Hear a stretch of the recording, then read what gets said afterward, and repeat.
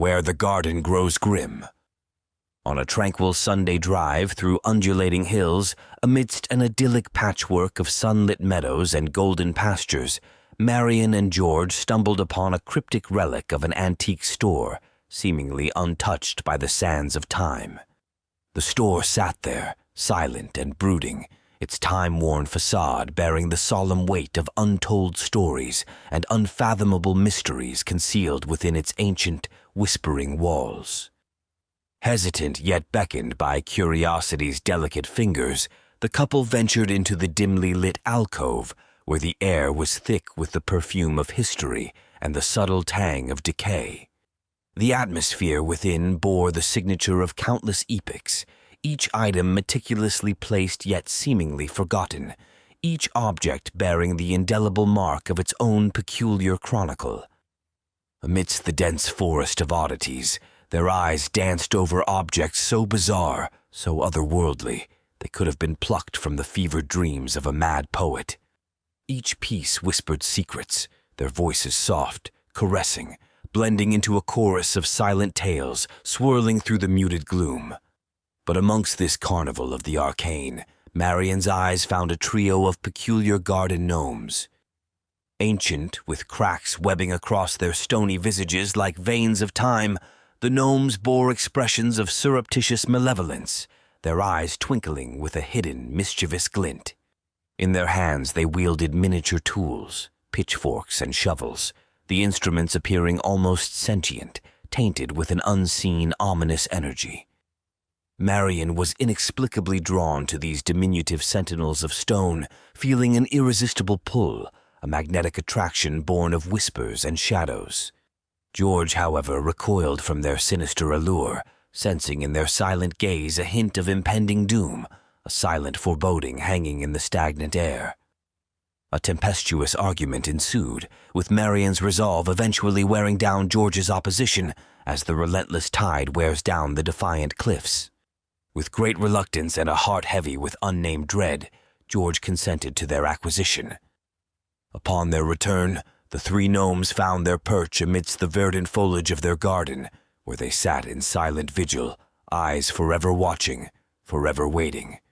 Days melded into weeks, with the silent tension between the couple growing, fed by the unspoken anxiety and the shadow cast by the silent sentinels in the yard. The day arrived when George could bear their mute presence no longer. Their eyes seemed to bore into his soul, whispering accusations, sowing discord with their silent, inscrutable stares. With anger boiling in his veins, he stormed toward the shed, intent on eradicating the stone intruders from his haven of peace. As the shed door creaked open, revealing the instruments of mundane and benign destruction within, George's hand found the cold, solid handle of a hammer.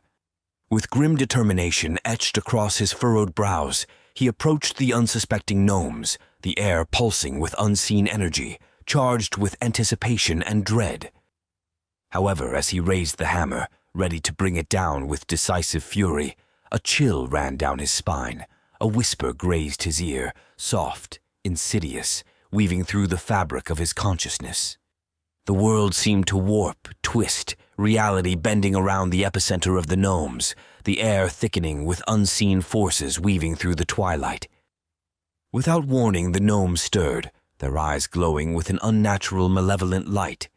With movements graceful yet unnervingly swift, they leapt from their perch, tools raised, faces contorted into expressions of rage and vengeance. George staggered back, his heart pounding, his mind reeling from the impossible, horrifying spectacle unfolding before his disbelieving eyes. The gnomes advanced, their movements synchronized, a dance of death and shadows playing out under the moonlit sky. With every step, the world seemed to darken, the air to thicken, until reality itself seemed a distant, unreachable shore, and George found himself adrift in a sea of nightmares and shadows.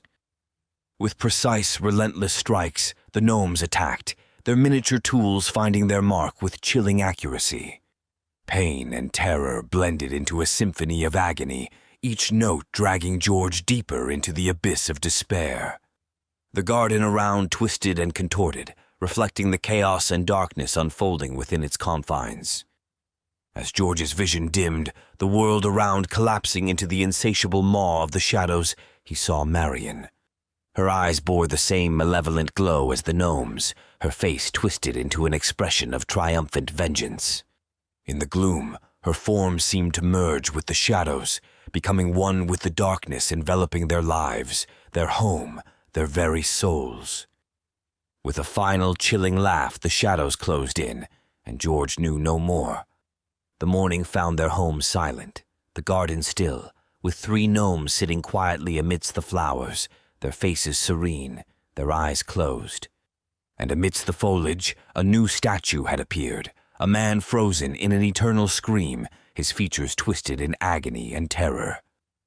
The antique store sat silently in the countryside, its secrets hidden, its tales untold, waiting for the next unsuspecting soul to cross its threshold, to be drawn into its web of shadows and whispers. And in the garden, the gnomes watched, waited, their eyes forever open, forever watching. For in the dance of shadows and whispers, they had found their perch, their stage, and the symphony of nightmares played on, unending, relentless, and forever. Dare to delve into the unknown with chilling ghost tales. Then subscribe for weekly videos of the eeriest tales and darkest legends now.